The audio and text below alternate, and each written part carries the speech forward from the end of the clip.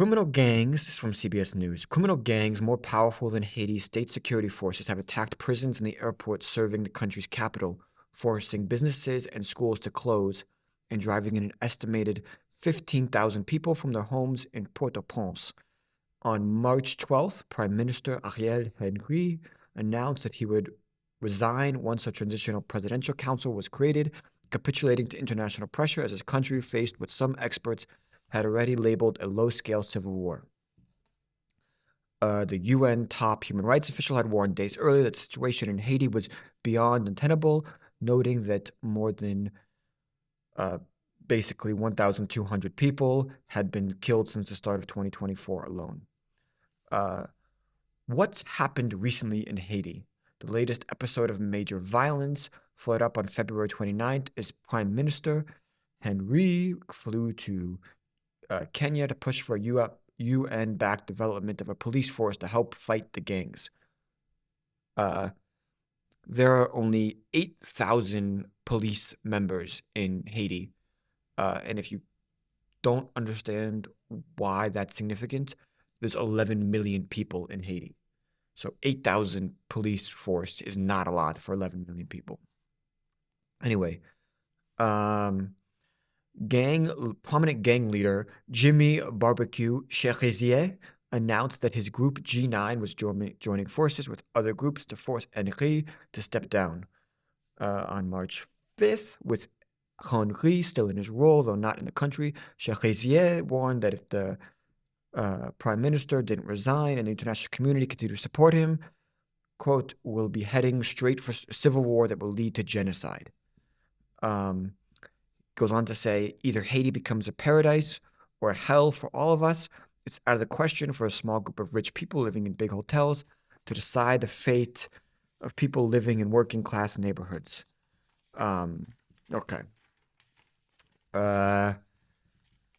Right. If you want, we can comment on this before continuing. Or... Yeah. Why don't you? Well, I thought it was interesting that he talks about genocide, because I'm not quite sure who he's going to genocide. Considering it's his own people that are in the country, and he's supposedly fighting for their freedom from oppression from the elite, right? So I wasn't quite sure what the statement. I think the statement is more showing it's a tactical statement, right? To just threaten the international community with this sort of claim. I don't think it's a serious claim. Beware. It's like, beware, if you don't follow our demands, bloodshed will come. Exactly. It's essentially actually holding the country hostage, which I don't think. I think it's just a method for power. I also think it's interesting how. Well, I would ask, but what do you guys think about this idea that the UN Security Council, where the small group of rich people are deciding the fate of the country? Does that ring true? Or well, I think if we go more into the story, that'll clear up a lot of that like rich people thing.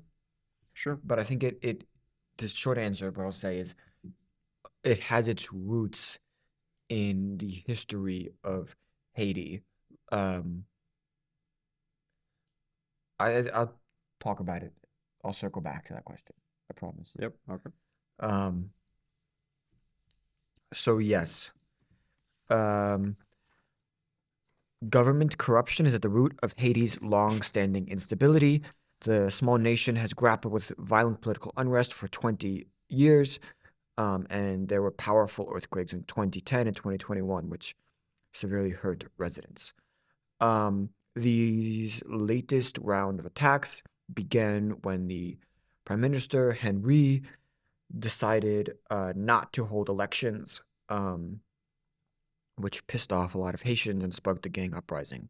The current crisis can be traced back to 2021, when the Prime Minister, Jovenel Moïse, was facing a mounting economic and political crisis as he led the country by decree without a democratic mandate and was assassinated. Henry was sworn in as prime minister soon after the backing of the international community, but his authority was never cemented as Haitians continued to grapple with soaring prices and crumbling infrastructure. Okay. I'm going to skip the part about who is Cher. Um, okay. 200 gangs exist in Haiti, uh, and right now they control about 80% of the metropolitan area of Port-au-Prince. Um, as of December 2023, more than 310,000 people have been internally displaced. More than half of them are children. This number has probably grown since then. Um, yes.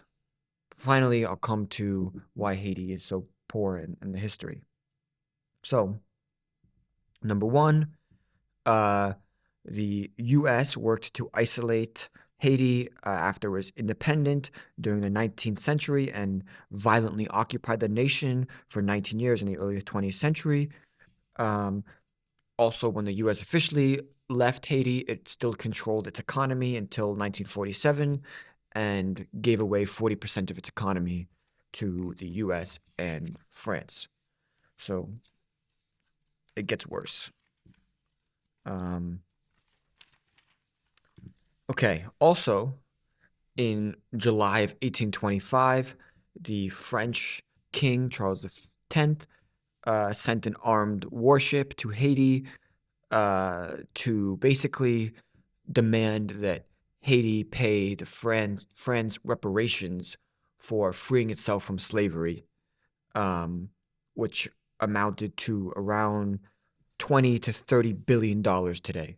And it took Haiti, the Haitian government, 122 years to pay back this debt that was demanded of them uh, because of their freedom. Um, Now, this is important. Haiti, for those of you who do not know, the Haitian Revolution, which freed the Haitian Revolution, was the only successful slave revolt in the world. And it occurred from 1791 to 1804 against the French. Haiti at the time was a lucrative island because of the sugar and coffee and cotton.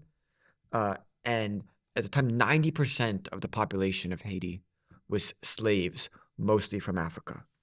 And a little fun fact, Haitian Revolution caused Napoleon to sell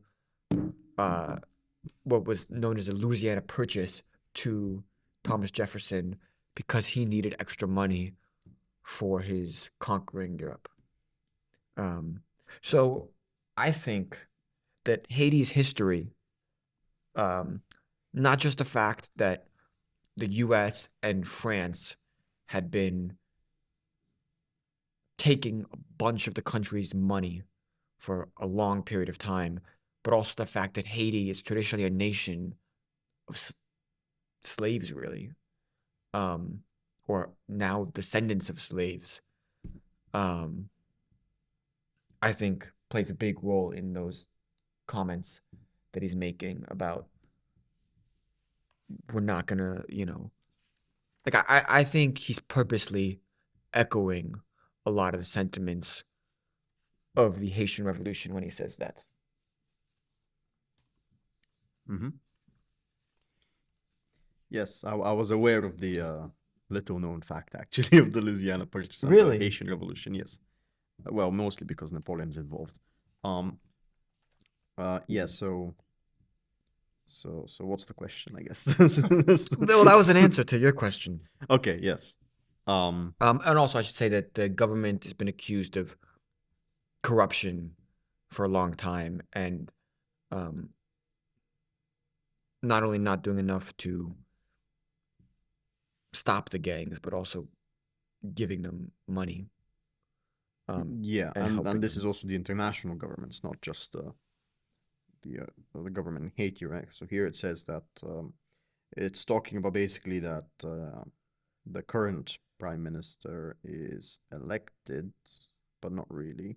It- Um, and then and then there's even someone who found evidence that he's linked to was this the president's killing? Yeah, So the maybe we should talk about ex-president. this. Yeah, so this is interesting. The current president came to power after the then president was assassinated.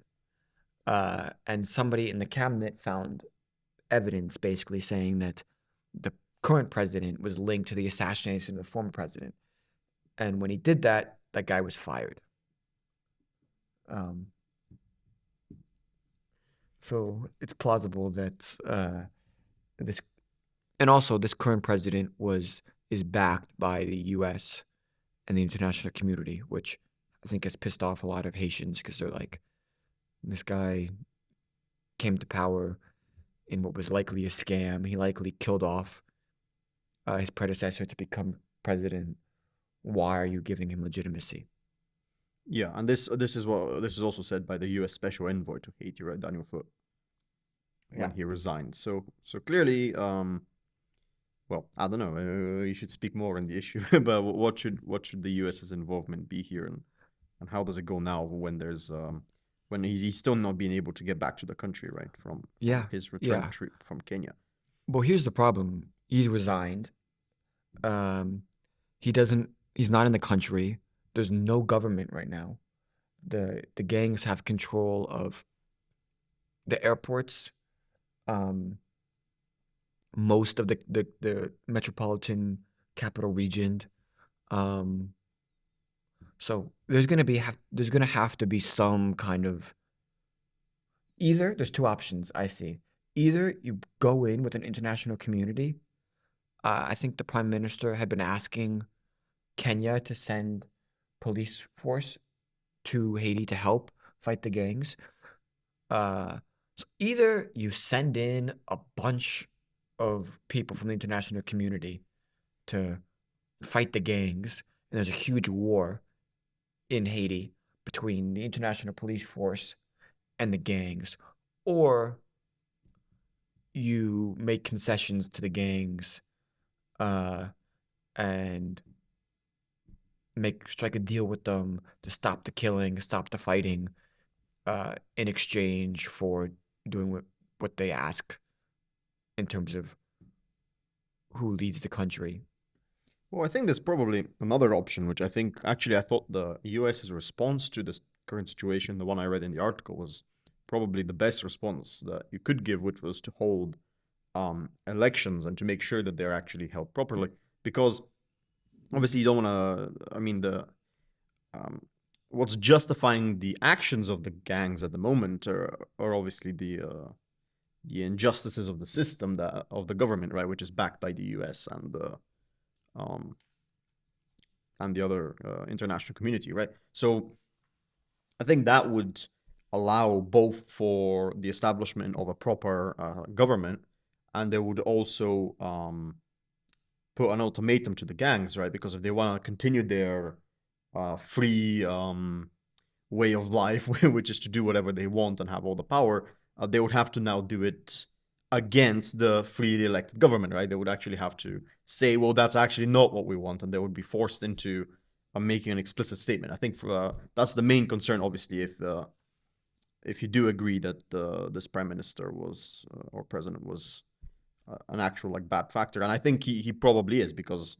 not only do we have the history of Haiti, but we also have the fact that clearly he thought this was a good strategy to go to Kenya and get international aid in order to come back to his own country and use that to suppress the resistance. But obviously, there's a problem there, which is that it's not so clear that he's even a legitimate ruler of the country, right? Yeah. So this just seems, and I'm pretty sure I read that they also asked him, the international community and the countries in Africa asked him, if they give the military aid, would he be willing to step down, because they know that he's not very compromising figure in the country, and he said no, right? And Yeah. obviously now the gangs have taken their chance when he's outside of the country to act immediately, because that's the only time they could have acted.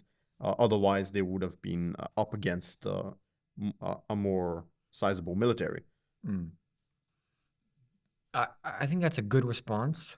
My only concern is, how do you hold elections and form a government when gangs have controlled 80% of the metropolitan area and the international airport and most of the country? Yeah, so I think that's why it would have to be more like the one you said about compromising with the gangs. But it would be compromising not entirely on their terms, obviously, because you would have to say, well, you're not the government, right? There has to be a government. So we're gonna fix your worries, but if we fix your worries, then you're not going to continue being so What would be interesting is to like how the gang leader Barbecue right? said, if you don't do this, we're gonna kill everybody. Hmm.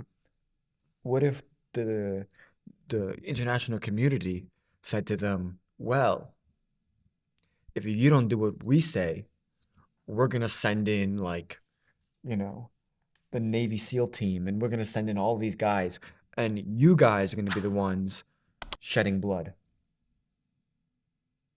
Well, I think that's probably not the way I would go about it.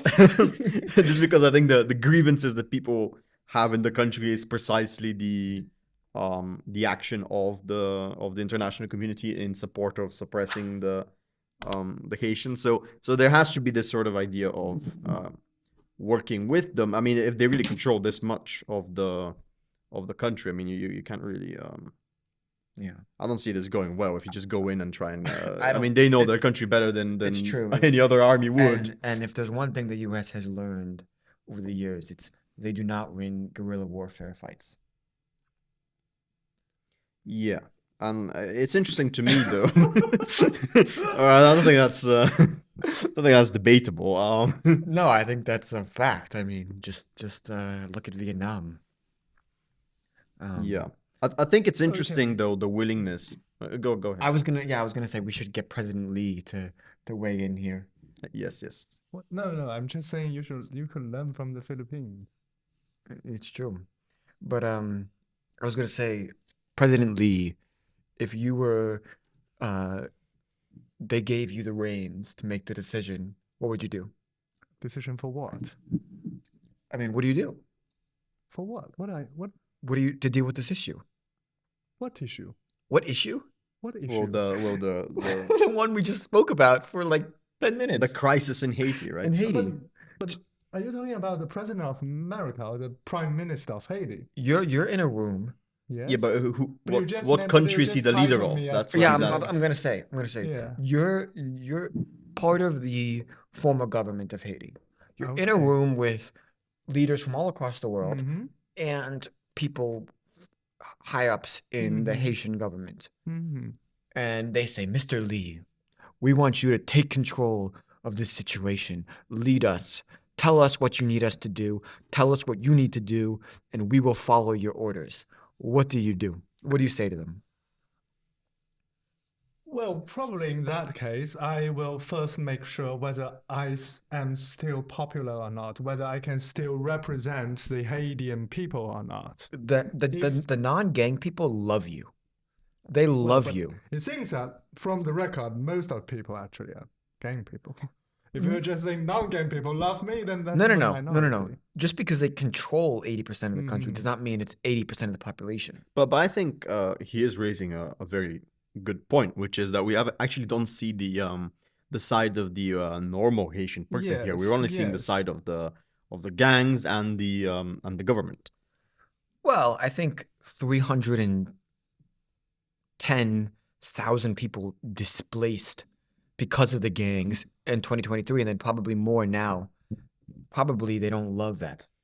Yeah, and that's why I suggested that the best course of action would be one that's actually cutting against both the gangs and the government. Besides, I think it's an internal issue. If I'm wearing the hat of the government leader or senior leader in the government, I would say it's an internal issue that if I'm asking for international help, But it you- may be the case. that You don't have the resources to deal with this problem alone. Hmm. So you need help. It's a very tricky question, I would say. And of course, that question is very worth to be asked because many people in Haiti are currently thinking about this thing. But I would say it's still an internal issue for people in Haiti to decide whether they would still love the current leader to lead them or to choose another leader. All right, let me ask Well, you. I think they clearly Let didn't. me ask you a question. And this is a little bit of an exaggeration, but it's to illustrate the point. Let's say a missile is fired directly at you, directly at your country from a foreign country, and you're the president, and they're like, Anjin, what do we do? And you say, well, it's for the people to decide. It's an internal problem. Don't you see an issue with that? Of course, of course. Well, Well, when the I would leader, like to defend yeah, Anshan here because that's not the same case. I mean, you're suggesting that in that case the leader is actually the representative of the people because they've already chosen him as the representative figure. Obviously, the reason they're choosing that is because they cannot for every decision vote because they have to have someone who can take immediate action on these kind of situations. But here in this situation, we actually don't have that because the leader and the government has lost legitimacy. The gangs are operating on the basis of this, and that's why they want to gain legitimacy on this basis, and that's why I think also you need to see if they're actually if they're actually serious in that, right? If they're actually willing to form a government, well, not the gangs themselves, but if they're actually willing for there to be a government that's properly elected by the people, or if maybe the case of some of them, considering there's how many? Did you say like Gangs? 200? Yeah, There's 200 gangs. Yeah. Yeah, so I doubt all those gangs are, and also for the freedom of the Haitian people. no, I think you just invalidly exaggerate the question into a scale that is in from my understanding of this report, it's an internal issue. But if there's a missile that is fired from an external No, my country, point is just to say that this is a crisis. It is So a you don't always crisis. have time to gather every single person's opinion about what you should do. but it is not an invasion. It's not an invasion, it's true, but Indeed. it is a crisis. And there's a And in a sense, it is an internal invasion. I won't say that. You wouldn't say that. How could an invasion be internal?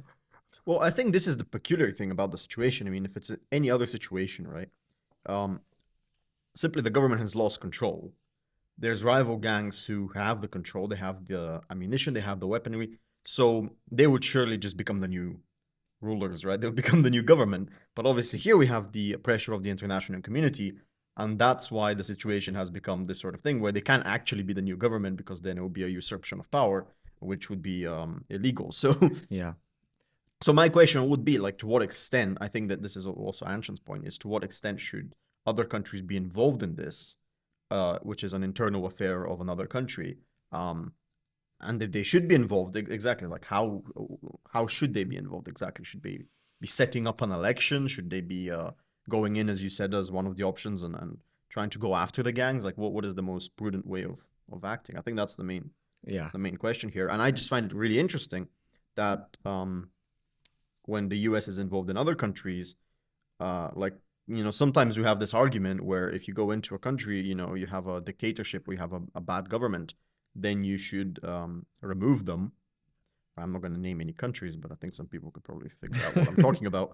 But in some other countries where they're not, where they're maybe closer to the border of the US, the international policy seems to be different. It seems to be that you should actually maintain the peace instead of risking anarchy in the country. So is that an inconsistency maybe, or am I talking about completely different situations and they're actually like completely different reasons?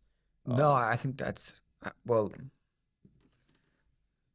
yeah. I think there's a difference between you just don't like the leader and the country is literally in a state of chaos. Like I would say the intervention in Somalia Mm-hmm. was more justified than the Libya Gaddafi killing. On what basis? Well, Somalia was a failed state. I mean, there was So it was already in a state of anarchy, you would say. Like it wouldn't change that much the state of the country to remove its government. They didn't have government. Well, to install a new one, let's say. To just basically to like when there was mass killings in the country, I think it's more complicated than when a country goes in and removes a leader that they don't like in Iraq or in Libya, than to have an international community go in and to stop the internal bloodshed that is resulting from just complete anarchy and civil war in the country. I'm not saying it's the right thing to do, but I think it's more complicated in that situation. Because what do you if you're the international community, let's say you're the UN or whatever, and a country just of 11 million people is at complete civil war with each other, and people are just being murdered and displaced and like threatening to just kill the entire population. Do you just sit by and let it happen, or do you try to go in and be a mediator between the two sides and stop the bloodshed? Understanding that you could make it worse, but on the other hand, how much worse could it get?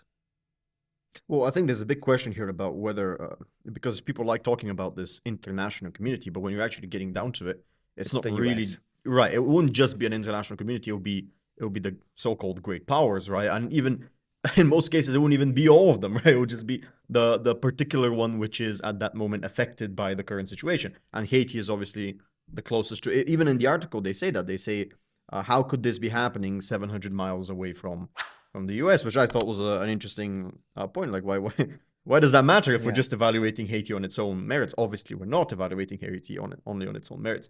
And the reason maybe this got more traction is, again, we were talking about geography just Yeah. before. This is more relevant for Americans being that close to Florida. The other thing that complicates it more is Haiti has a history of U.S. intervention, and also not just U.S., but foreign intervention, leading to the country being in a worse position as a result of that intervention.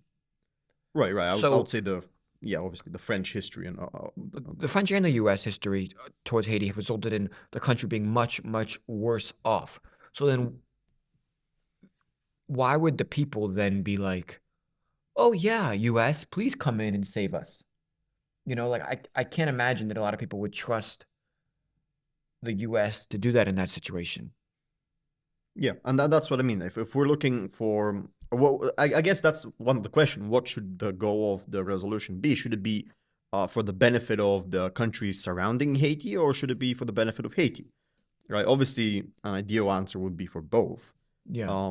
But the question is, how can you guarantee that? Because if it's not done by the Haitians, then it wouldn't really be legitimately for their interest, right?